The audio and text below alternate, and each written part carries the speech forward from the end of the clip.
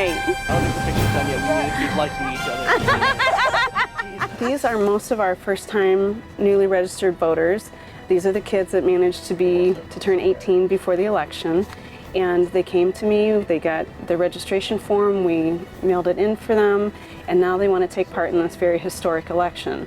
So with the generosity of the district, we have this bus, we're taking them to the Board of Elections, and they're getting to vote for the first time. It's extremely important because it's been done in many, many studies that as early as you can make voting a habit, then you become a lifelong voter. And it doesn't become sporadic, and you see it as a real way to let your government know what you want from them, to have a voice in the government. So the earlier we get these guys started with their first election, they're voters now. As we all know, especially through the news, this election has become very divisive, very polarizing. But these kids want to take part in it, probably because it is so argumentative and difficult this time around. And they want to make sure that they have their voices heard, especially even as young people. So they were excited to do it. There are several things that we've talked about. We have, this heroin epidemic, and there's some issues on the ballot that might help families deal with this crisis. So we've talked about the need for that and how they might feel about supporting that. There's a lot of state issues on here as well. We've talked about some of those.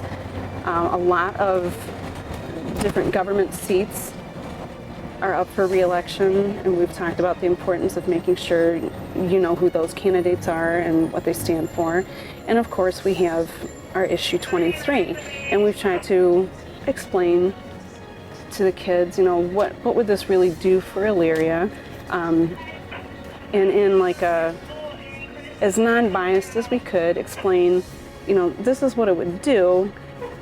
Yes, it's going to cost us money, but this is what we're looking towards for the future and what we could see happening to Elyria if it were passed, and that it would be nothing but a positive thing, and Elyria would be on the road to recovery, because that quote from Field of Dreams, if you build it, they will come.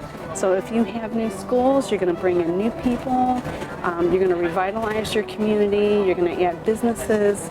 It's just a win-win all the way around. So, ballots are secret. It's up to them what they choose to do, and we leave it at that, but we wanted to make sure that they looked at that issue and all the other issues in here's what the issue is, but how is it really going to affect us in the community? How'd it go? It was definitely different than what I expected. There were a lot of issues that I didn't look into, but there were quite a few that I did, and just making the right choice and doing the civic duty. It was easy. It wasn't as scary as I thought it was going to be. Yeah. There's a lot of people that I wasn't really sure about, but it was it was easy, like Maurice said. There were a few things that I really wasn't quite sure about, because there was two issues that I hadn't ever heard of, and I was like, oh, okay, so I read about it, and I did my best. It was nerve-wracking, but yeah. Do you feel older?